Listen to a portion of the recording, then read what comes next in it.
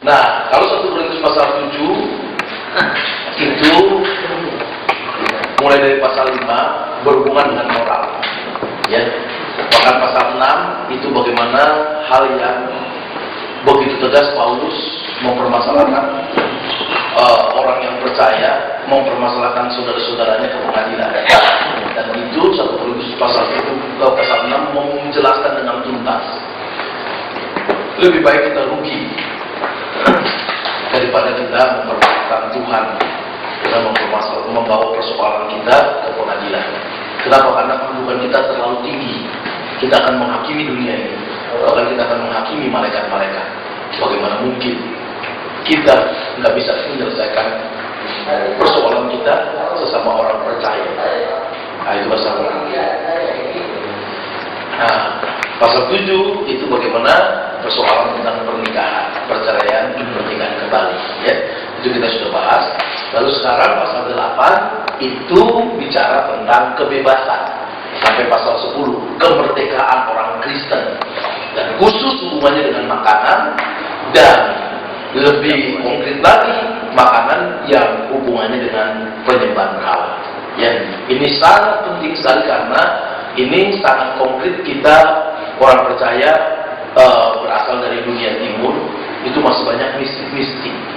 Ya, jadi ini sangat relevan 1 Korintus pasal 8 untuk menyelesaikan persoalan-persoalan yang terjadi di antara orang yang percaya berhubungan dengan apakah orang yang sudah merdeka dalam Kristus itu masih terikat dengan berhala-berhala, artinya nggak boleh ini, nggak boleh itu. Apakah kemerdekaan kita itu kemerdekaan di mana kita bebas melakukan apa saja, lalu kita tidak memperhatikan orang-orang di sekitar kita? Apakah kalau kita sudah merdeka itu berarti kita nggak ada batas lagi?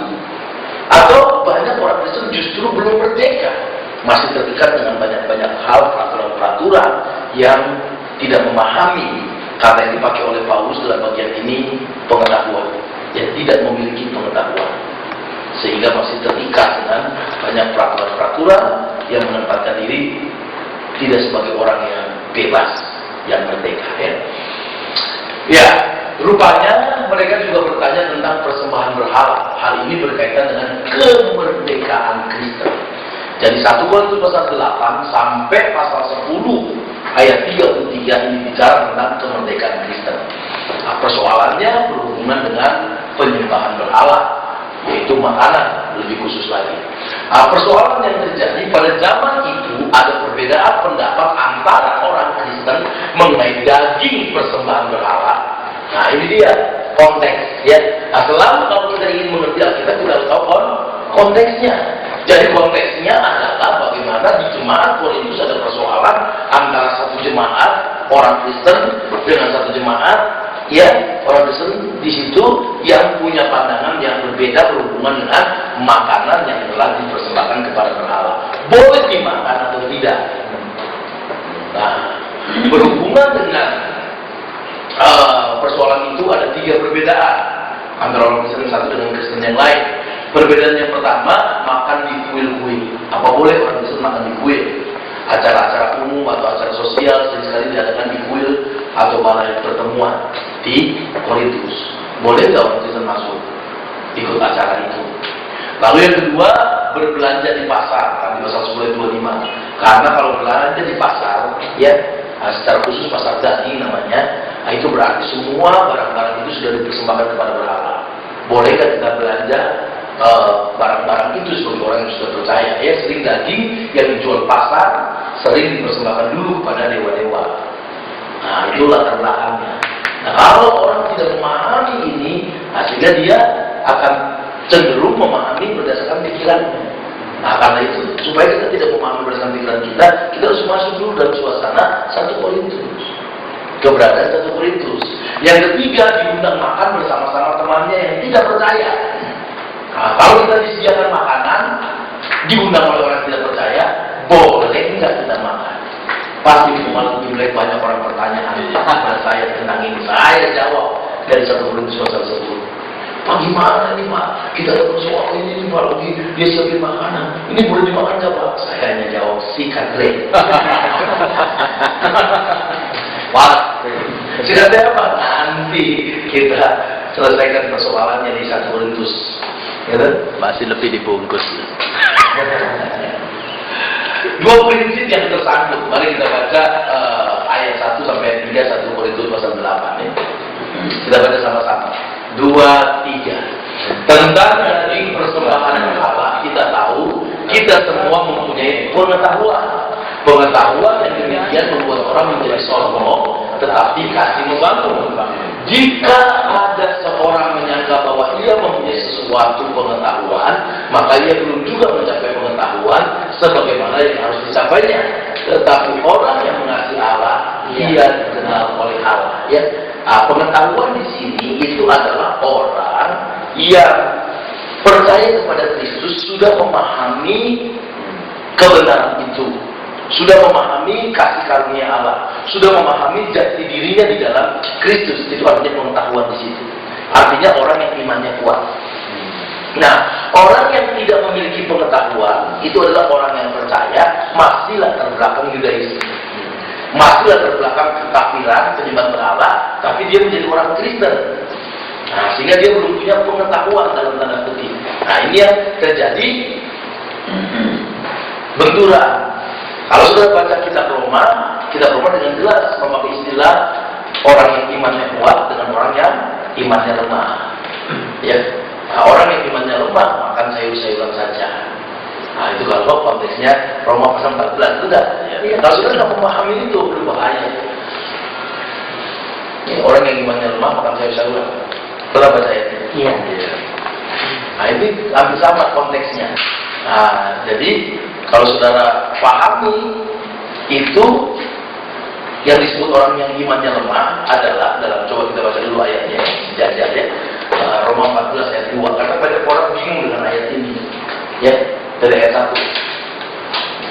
Terimalah orang yang lemah imannya. Nah, ini adalah lemah imannya dalam bahasa 1 Korintus adalah orang yang tidak memiliki pengetahuan, tanpa mempercakapkan pendapatnya. Nah, itu dia, karena tidak memiliki pengetahuan. Terima. Yang seorang yakin bahwa ia boleh makan segala jenis makanan adalah orang yang imannya kuat, itu yang memiliki pengetahuan. Tetapi orang yang lemah imannya hanya makan sayur-sayuran saja. Jadi kalau saudara makan sayur-sayuran saja, imannya lemah. Kan bahaya apa enggak kalau orang memahami ini? Bahaya. Nanti dia nggak mau makan daging. Atau orang jadi makan daging terus supaya imannya kuat, jadi stroke. Apa setiap orang yang makan sayur-sayuran imannya lemah? Tidak, dalam hal ini tadi latar belakang tadi. Kalau makan daging itu daging sudah dipersembahkan kepada berhala. Nah, jadi orang yang imannya lemah belum sampai ke sana, belum punya pengetahuan, sehingga makan sayur-sayuran saja. Karena sayur-sayuran itu dianggap tidak bersembahkan kepada berhala. Jadi dia belum punya pengetahuan untuk bisa makan daging. Nah, bukan berarti Roma 14 ayat 2 saudara pakai ayat ini untuk makan daging sebebas-bebasnya supaya imannya kuat. Karena kalau imannya lemah makan lalu saudara taruh ini di dapur ya, saudara ketik yang bagus-bagus, taruh dapur tempel di dinding ya. Nah, lama-lama saudara setruk. Bukan imannya kuat ya. Oke, kita kembali ya. Bisa jelasin ya? Ya, dari sejajaran. Rupanya Paulus mengutip surat mereka ketika ia berkata kita semua mempunyai pengetahuan ya. Karena Paulus tahu persoalan ada di Korintus itu karena ada beberapa jemaat yang mau mengirim surat kepada Paulus. Nah, kita tidak mengerti surat yang ditulis oleh jemaat kepada Paulus itu seperti apa isinya, tapi melalui jawaban yang ditulis Paulus ini kita mengerti persoalan-persoalan yang terjadi di sana. Seperti 1 Korintus pasal 7 ayat 1 kan, itu dikasih tahu bahwa mereka kirim surat berhubungan dengan kawin, harus diketahui mana yang lebih bagus, bagaimana kalau cerai dan lain sebagainya. Itu kita sudah bahas tuntas minggu lalu ya. Dan sekarang tentang hal yang kamu tuliskan kepadaku. Nah, jadi ada surat yang ditulis oleh jemaat kepada Paulus menceritakan persoalan-persoalan yang terjadi di di Korintus. Nah, persoalan dalam 1 Korintus pasal 8 tadi, kita kembali ke kita. Nah, menurut surat yang dikirim oleh jemaat kepada Paulus, nah Paulus mengutip surat itu dengan ungkapan kita semua mempunyai pengetahuan. Paulus agak sarkastis di sini, agak tajam kasar ya, tajam. Sarkastis itu lebih kepada keras, tajam, maksudnya tegas. Itu sarkastis, beda dengan kasar. Nah kalau kasar udah ada bisa pun kata-kata kotor, jorok gitu. Tapi kalau tegas, saudara-saudara nggak apa-apa. Kadang-kadang kita harus bisa terus Tuhan Yesus juga bicara. Yohanes Pembaptis, saya keturunan bulan Buddha. Coba sekarang kalau membuat Bapak berkata, keturunan bulan Buddha, dari Buddha lagi. Kata berapa? Tinggal pakai hikmat. Pakai hikmat. Bagaimana kita harus tegas. Harus bicara dosa apa kemana juga saudara. Iya, saya karena merasa terbeban karena mengasihi saudara supaya gereja tidak menjadi batu sandungan. Ya saya hanya kasih ilustrasi ya tentang bagaimana persoalan yang terjadi di gereja supaya saudara-saudara dunia tidak tersandung ya. Karena persoalan di gereja termasuk orang. Ya, baca nggak? Ya, ada satu. Ya begitu cepat ya. Ya, nggak usah disebut.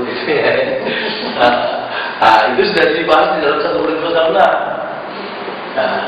Jadi saudara-saudara, kita harus membentengi jemaat dengan kebenaran, supaya dia jadi batu sandungan bagi dunia. Nah ini persoalan bukan bagi dunia, tapi persoalan di dalam orang percaya saja. Antara satu orang menjadi orang percaya, ada yang menjadi batu sandungan.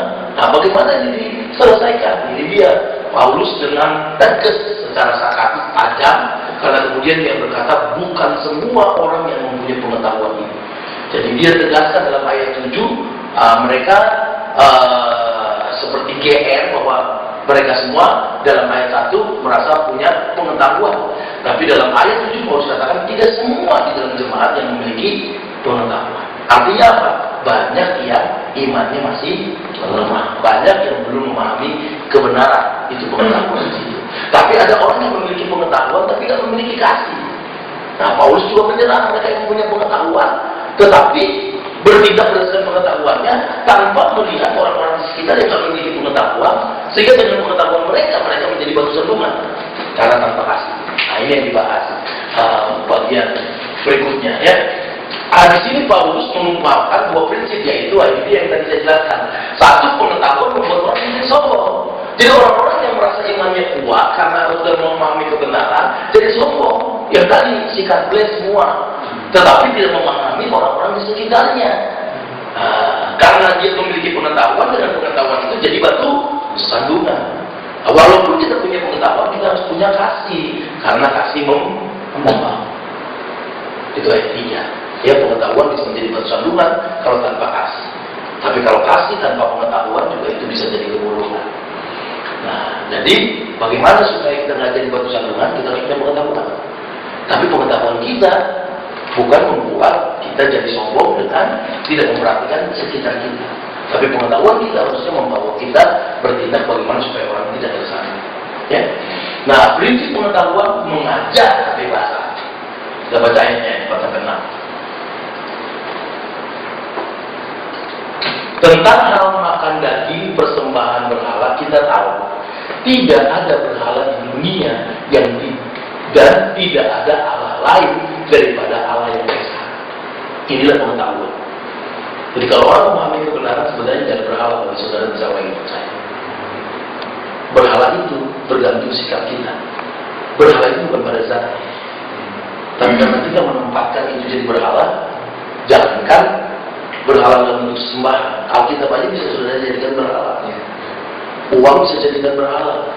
Dirimu sendiri bisa jadi berhala. Pacar saudara bisa jadi berhala. Suami istri saudara bisa jadi berhala. Pekerjaan bisa jadi berhala. Kapan itu menjadi berhala? Ketika tempat Tuhan, tempat pertama. Tempat Tuhan digeser, dijadikan nomor tempat yang lain, itulah berhala.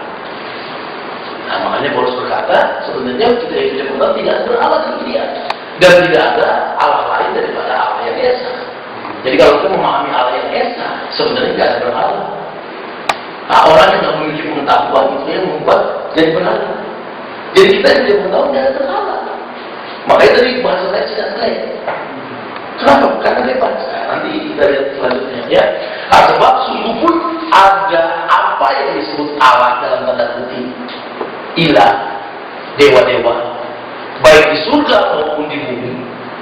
Dan memang benar ada banyak Allah dalam tanda kutip dan banyak Tuhan dalam tanda kutip yang demikian. Namun bagi kita, konteksnya yang punya pengetahuan tadi, hanya ada satu Allah saja, yaitu Bapa, yang daripadanya berasal segala sesuatu dan yang untuk Dia kita hidup, dan satu Tuhan saja, yaitu Yesus Kristus yang olehnya segala sesuatu telah dijadikan, dan karena Dia kita hidup. Nah, ini ayat yang luar biasa bicara tentang bagaimana Bapa dengan Yesus masa hakikat. Saya bilang Bapa di bawah ini, Yesus di bawah Bapa. Saya bilang Yesus bukan Tuhan, ini sesuatu ya. Kita lihat ini doktrin yang Rasul Paulus pakai saudara-saudara tentang berhala. Nah, jadi saudara lihat doktrin itu penting sekali untuk kita bisa mengambil keputusan secara praktis. Tadi doktrinnya itu nggak ada berhala, kenapa? Karena hanya satu Tuhan saja yang esa, yaitu Bapa yang semuanya bersumber dari Dia. Hanya satu Tuhan saja, yaitu Yesus Kristus sebagai Tuhan dan Juru Selamat kita. Artinya apa? Cukup inilah pengetahuan.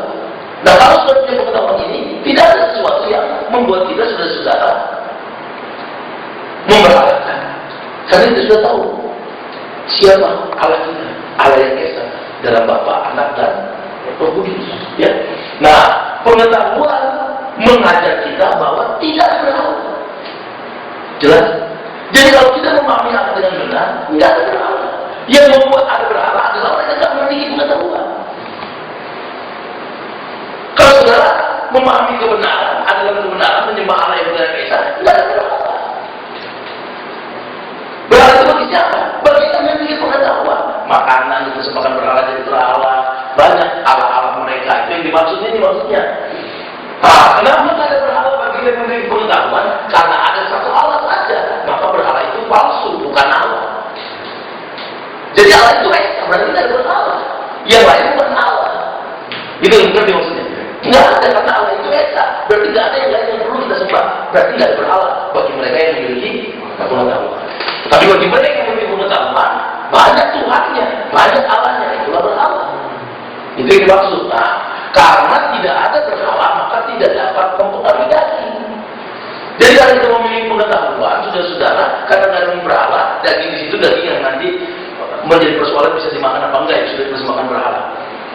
Jadi tidak ada daging yang dipersembahkan berhala atau tidak kalau saudara memiliki pengetahuan. Lanjut. Nah, prinsip kasih mengajar penuh perhatian dari 7 sampai 13. Ya. Pengetahuan berkata boleh makan. Kasih berkata bagaimanakah orang lain akan dipengaruhi kalau saya makan. Nah, coba kita baca itu juga. Bagus itu saudara. Tetapi bukan semua orang yang mempunyai pengetahuan itu. Nah, dari bawah katakan tidak semua di jemaat yang memiliki pengetahuan. Jadi jangan mentang-mentang kita memiliki pengetahuan sehingga kita bebas makan apa saja. Kita tidak pikirkan orang yang di sekitar kita yang tidak memiliki pengetahuan. Ini yang dimaksud. Nah, ada orang yang karena masih terus terikat pada berhala-berhala, ini yang tidak memiliki pengetahuan. Maka daging itu sebagai daging persembahan berhala. Karena sudah dipersembahkan kepada berhala. Dan oleh karena hati nurani mereka lemah, hati nurani mereka itu dinodai olehnya.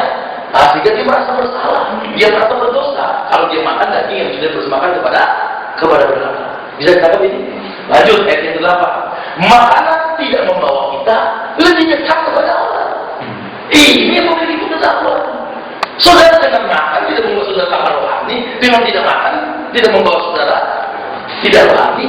Karena Paulus mengatakan dalam Roma pasal 14, kerajaan Allah bukan soal makanan atau minuman. Jadi saudara tidak meribut lagi. Hari-hari ini banyak orang masih ribut soal makanan dan minuman. Itu tandanya saudara memiliki pengetahuan. Itu tandanya saudara iman lemah. Karena kerajaan Allah berhubungan dengan tidak. Bukan makanan minuman, tapi sukacita, kebenaran, kerja yang dikerjakan oleh Roh Kudus. Itu yang kita persoalkan. Apakah saudara sukacita? Apakah saudara semakin dekat sama Tuhan karena memiliki kebenaran? Apakah saudara semakin hidup dalam sejahtera? Kalau saudara makan dan makan itu membuat saudara ketemuan, makan saja. Nah sekarang masih Pak, darah boleh enggak?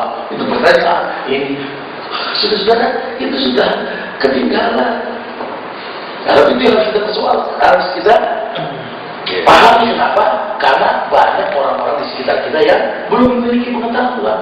Sama seperti di Korintus. Kita tidak rugi apa-apa kalau kita tidak makan. Ini orang yang memiliki pengetahuan. Dan kita tidak untuk apa-apa kalau kita makan. Bukan hubungannya dengan fisik ini, tapi hubungannya dengan iman kita. Karena iman kita itu sebenarnya nggak ada hubungannya dengan makanan. Saudara makan tempe tahu, apakah membuat iman saudara jadi lemah? Apakah kalau saudara makan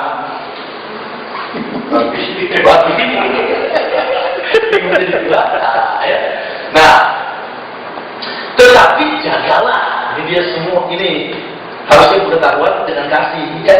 Tetapi jagalah supaya kebebasanmu ini jangan menjadi batu sandungan bagi mereka yang lemah, yang tidak memiliki pengetahuan. Walaupun semuanya boleh dimakan, sikat le, tapi bagaimana di sekitar kita? Berarti maksudnya, karena apabila orang melihat engkau yang mempunyai pengetahuan sedang belum makan di dalam kuil berhala, sebenarnya tidak ada masalah. Karena tempat itu bukan berhala, walaupun dapat tempat itu bukan berhala. Jadi kalau ada kuil yang jadi gereja tidak ada masalah.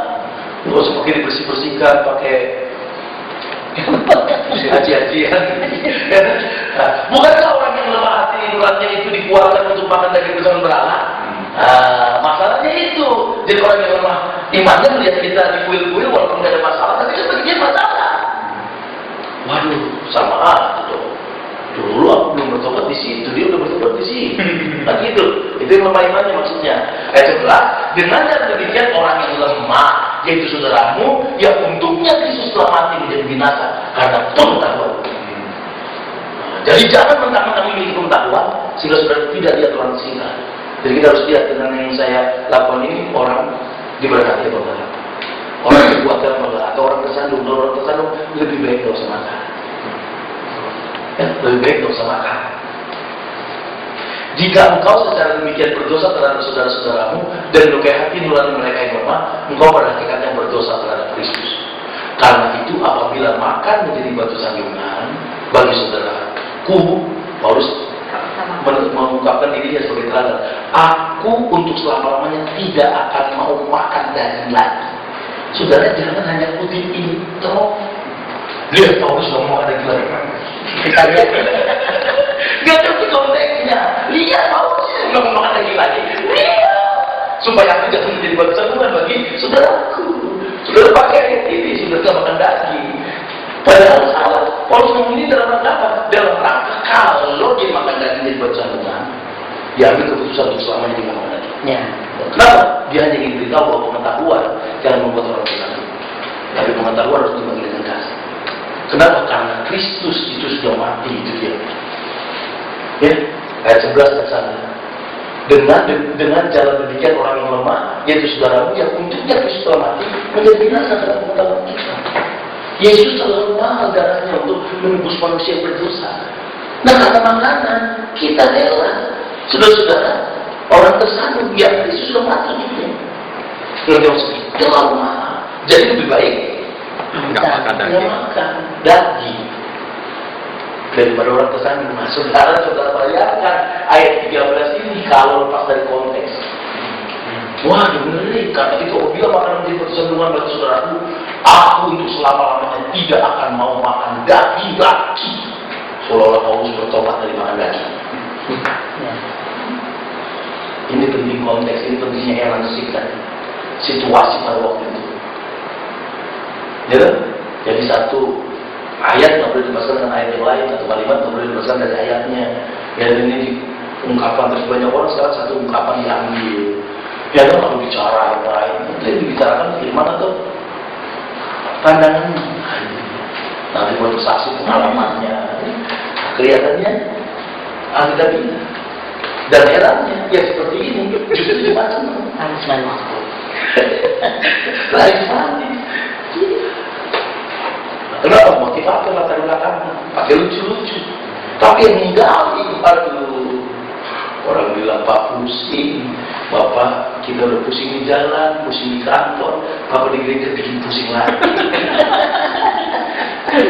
Harusnya kita balik. Kalau untuk perkara-perkara yang sementara, perkara dunia, usaha kita di dunia ini kita mau pusing, habis-habisan kenapa untuk perkara firman kita mau pusing? Betul nggak? Ya. Untuk perkara yang sementara kita mau habis-habisan, sampai kita melakukan waktu, kita berjuang habis-habisan. Kenapa untuk perkara yang bernilai kalau untuk mengerti firman kita nggak mau pusing, kita mau habis-habisan?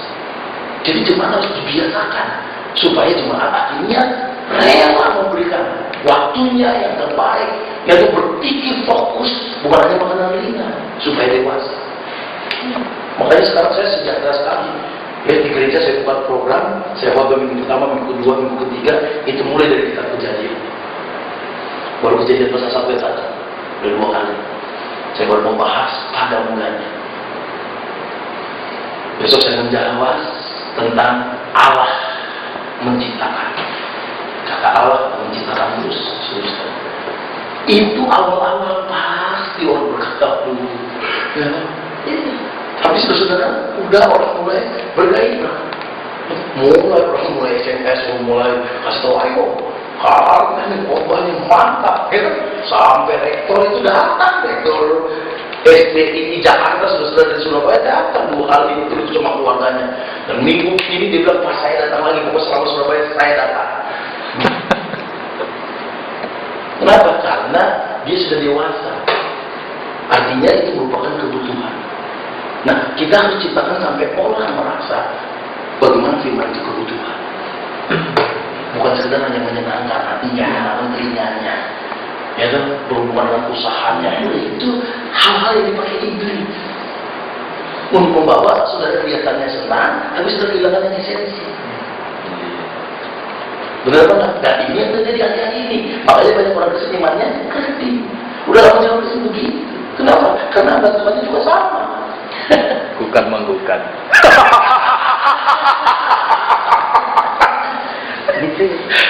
Itu persoalan sudah selesai 106 Pak. 106. Bukan kan 106. Iya. Itu 106. Jadi saya nggak mau bahas, saudara baca 106. Ya. Nanti kalau ada masalah apa-apa, jadikan saya pengacara. Yang bisa bawa kita. Ya kan? Apakah tidak ada di antara saudara yang berhikmat yang bisa menyelesaikan dengan hukum ini di atas segala hukum? Amin. Amin.